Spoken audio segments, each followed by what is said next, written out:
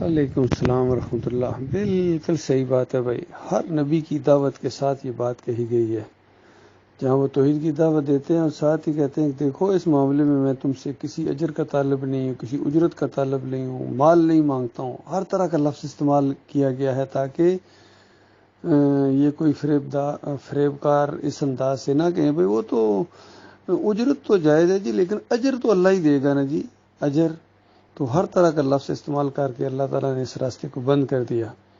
سورہ یاسین کے اندر بھی 3 پیغمبروں کا ذکر ہے، اور وہ جو ایک امتی ان کو ملا، اس نے لوگوں کو یہی دلیل دی، دیکھو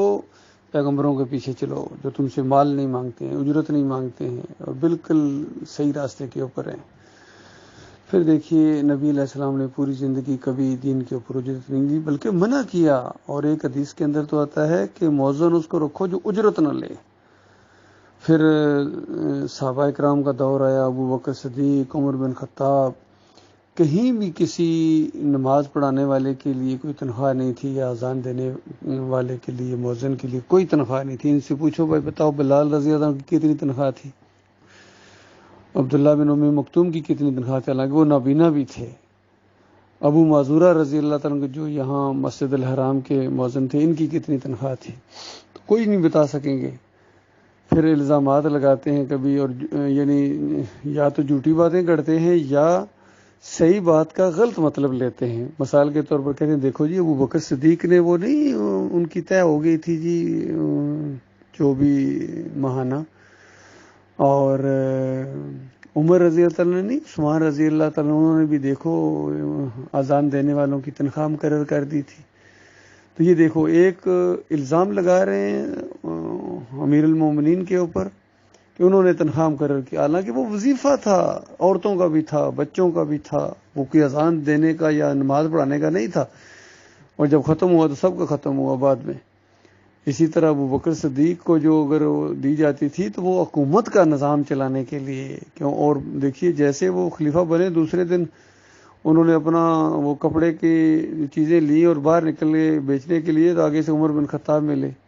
کدھر جی؟ ان کا بھی کدھر، کیا روٹین ہے میری یہی کرتا ہوں؟ ان کا بھی آپ یہ کام کریں گے تو حکومت کون چلائے گا، یہ مسلمانوں کے معاملات کون دیکھے گا؟ تو لہذا پھر انہوں نے ابو عبیدہ بن جراح سے بھی مشورہ کیا، تو اس کے بعد بڑی مشکل سے یہ راضی ہوئے، اور اس کے بعد دیکھیے یہ باتیں پوری باتیں نہیں مولوی صاحب بتاتے، ابو بکر صدیق نے یہ تھوڑا سا عرصہ ان کو موقع ملا، تو بعد میں جب بالکل موت کا وقت قریب آیا تو اپنے بیٹے کس سے کہتے ہیں عبد الرحمن ذرا ٹوٹل کرو کہ بیت المال سے میں نے کتنا لیا ہے، تو ٹوٹل کیا اور کہا کہ فلاں جو میرا مکان ہے اس کو بیچ کے تو وہ ساری کے سارے پیسے واپس بیت المال میں جمع کرا دینا۔ سب کچھ انہوں نے واپس کر دیا، سب کچھ واپس کر دیا، حالانکہ نہ بھی کرتے تب بھی بالکل جائز تھا، لیکن ان کا مزاج دیکھیں ان کا۔ لیکن یہ مولوی صاحب پھر مولوی صاحب کہتے ہیں دیکھو جی وہ ایک صحابی نے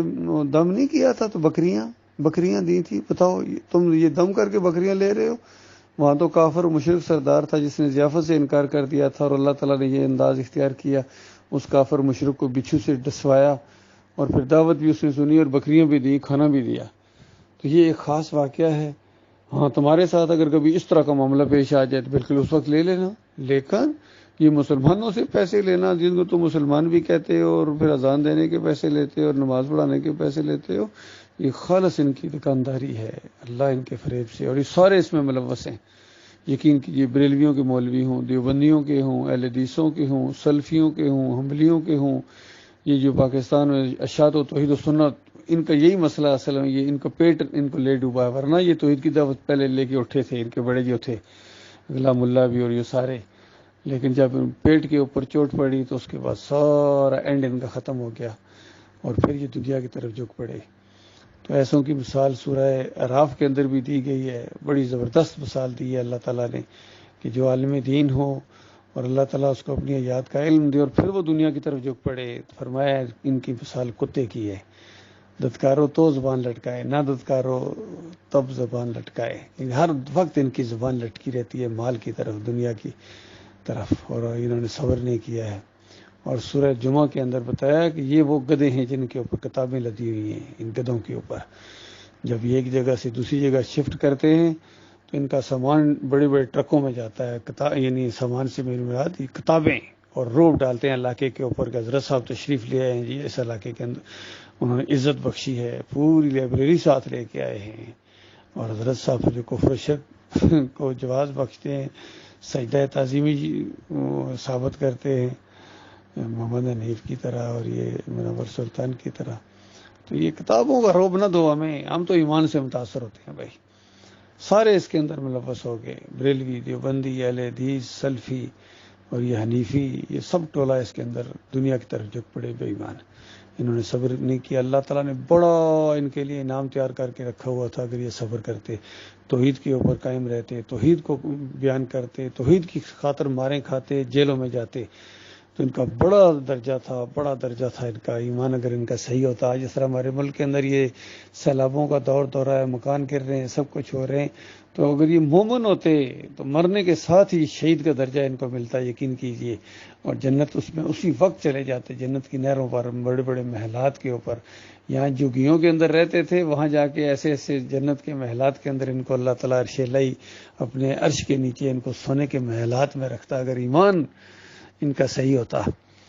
چاہے دریاؤں میں ڈوب کے مرے ہوں، چاہے چھتوں کے اندر نیچے آئے ہیں. یہ حدیث ہے، جو دب کے مرا وہ بھی شہید ہے، اور جو ڈوب کے مرا پانی میں وہ بھی شہید ہے. لیکن یہ مومن کے لیے ہے. اسی طرح بہت بڑا درجہ ہے یہ جو محاذوں کے اوپر پہرا دینے والے سپاہی لوگ ہوتے ہیں، فوجی لوگ ہوتے ہیں، یا پولیس کے لوگ ہوتے ہیں، خدمت خلق کرنے والے لوگ ہوتے ہیں، بہت بڑے درجات ہیں. اگر یہ مومن ہوتے، لیکن یہ تو 11ویں شریف کھانے والے ہیں، یہ تو عرس اور میلے کرنے والے ہیں، چادریں چڑھانے والے ہیں، پیروں کی پنڈلیاں دبانے والے ہیں، تو مزاروں کے اوپر جا کے حاضری دیتے ہیں، پہرا دیتے ہیں، اندازہ لگائیے، اور وہاں جا کے یہ سلامی دیتے ہیں، چادروں کی پھول چڑھاتے ہیں وہاں جا کے. ہمارے سارے لگے ہوئے ہیں، علماء لگے ہوئے ہیں، طاہر القادری بھی لگے ہوئے ہیں، طارق جمیل بھی لگے ہوئے ہیں، فضل الرحمان لگے ہوئے ہیں. موری شریف مجھے ابھی تک یاد ہے، اخبار میں آیا تھا، موری شریف ایک کوئی ان کا بتکدہ ہے، مسلمانوں کا مزار ہے، وہاں یہ کیا نام ہے ڈاکٹر اسرار نے چادر چڑھائی تھی. یہ سارے چادریں چڑھانے والے ہیں، عرس اور میلے کرنے والے بے ایمان. تو ان کے ساتھ جو بھی دنیا میں ہو رہا ہے، یہ اللہ کا عذاب ان کے اوپر آ رہا ہے. ان کے اوپر کافر اور مشرک اور کرپٹ قسم کے حکمران ان کے اوپر مسلط کر رہا تھا، جو ترس نہیں کھاتے ان کے اوپر. یہ مرتے ہیں، ان کو پوچھتے بھی نہیں ہے. یقین کیجیے، دیکھو آج کل یہ سیلابوں میں مر رہے ہیں، لیکن یہ حکمران لوگ اپنے سیاسی چکروں میں لگے ہوئے ہیں، ایک دوسرے کو نیچا دکھانے کے لیے، اور عیاشیاں کر رہے ہیں. یقین کیجیے، ان عوام کے مال کے اوپر، پیسے کے اوپر، انہی کو چوستے ہیں، انہی کو لوٹتے ہیں، اور پھر یہ عوام یہ جو ہے جانوروں کی طرح پھر انہی کے پیچھے بھاگتے ہیں. اور بڑے بڑے جلسے ان کے ہوتے ہیں، اور وہاں جا کے پھر نعرے لگاتے ہیں کہ ہماری جان بھی حاضر ہے، ہمارے بچے قربان کر دیں گے، ہم تو جان دے دیں گے آپ کے لیے، جان دے دیں گے، ہماری لاشوں سے گزر کر آپ کو گرفتار کیا جائے گا. اندازہ لگے ان کو ہوش نہیں ہے. ان کی لاشیں، یہ بیکار لاشیں، یہ اسی لائق ہیں کہ ان کی کوئی وقت نہ ہو. مرو گے تو پھر تمہیں پتہ چلے گا کہ ایک موقع ملا تھا، کہاں ضائع کر دیا، جان ضائع کر دی. ایک دفعہ پھر دنیا میں جانے کا موقع ملے، موقع نہیں دیا جائے گا پھر. اس لیے ایک موقع ہے آج، اللہ کے دین کو سمجھو، اللہ کے بندو، ایمان خالص کرو اور بے لوث دین کو بیان کرو. ذرا برابر اس میں دنیاوی مفادات کی طرف تمہارا دھیان بھی نہ جائے، تب اللہ کی مدد تمہارے ساتھ آئے گی، تب تمہارے بات کا وزن ہوگا، اور اللہ کے ہاں یہ شرف قبولیت اختیار کریں گے یہ اعمال. نہیں تو سب برباد ہو جائے گا. اللہ تعالیٰ اس بربادی سے اور خسارے سے اپنی فلاح میں رکھے.